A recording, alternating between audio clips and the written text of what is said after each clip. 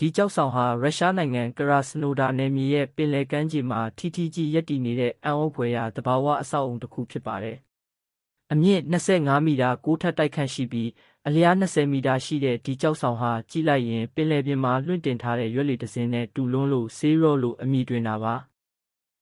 ဘူမိဗေဒပညာရှင်တွေရဲ့အဆိုအရဒီကျောက်ဆောင်ဟာမူလကပင်လယ်ရေအောက်မှာအလွှာလိုက်ရှိနေခဲ့တာဖြစ်ပြီးလွန်ခဲ့တဲ့နှစ်တန်းပေါင်းများစွာကမ္ဘာမြေကျောက်ဖြာတွေရဲ့လှုပ်ရှားမှုကြောင့်ထောင်လိုက်ထောင်တက်လာခဲ့တာဖြစ်ပါတယ်။အချိန်ကြာလာတာနဲ့အမျှဘေးပတ်လည်ကပျော့ပြောင်းတဲ့ကျောက်သားတွေဟာရေတိုက်စားပြီးပျက်စီးသွားပေမဲ့ဒီမှာကျောတဲ့တဲကျောက်လွှာကတော့ကြံ့ကြံ့ခံကျန်ရစ်ခဲ့တာပါ။ဒီကျောက်ဆောင်ရဲ့စိတ်ဝင်စားစရာအကောင်းဆုံးအစိတ်ပိုင်းကတော့မြေပြင်ကနေ3မီတာအမြင့်မှာရှိနေတဲ့အချင်း1မီတာခန့်ရှိတဲ့အပေါက်ဝိုင်းပဲဖြစ်ပါတယ်။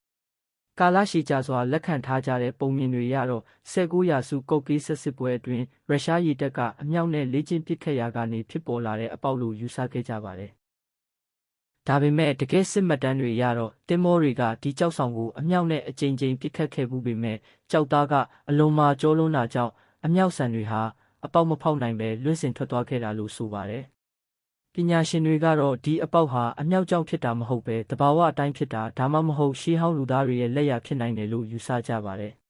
။ကျောက်ဆောင်ရဲ့အနီးနားတောအုပ်တွေထဲမှာဒိုမန်လို့ခေါ်တဲ့ရှေးဟောင်းကျောက်တိုင်အဆောက်အုံပေါင်း3000ကျော်ရှိနေတာကလည်းစဉ်းစားစရာဖြစ်လာပါတယ်။အဲ့ဒီရှေးဟောင်းကျောက်တိုင်တွေမှာလည်းအခုဆေးရော့မှာပါတဲ့အပေါက်မျိုးအတိုင်းဆက်ဝိုင်းပုံစံအပေါက်လေးတွေတူညီစွာပါရှိနေတာပါ။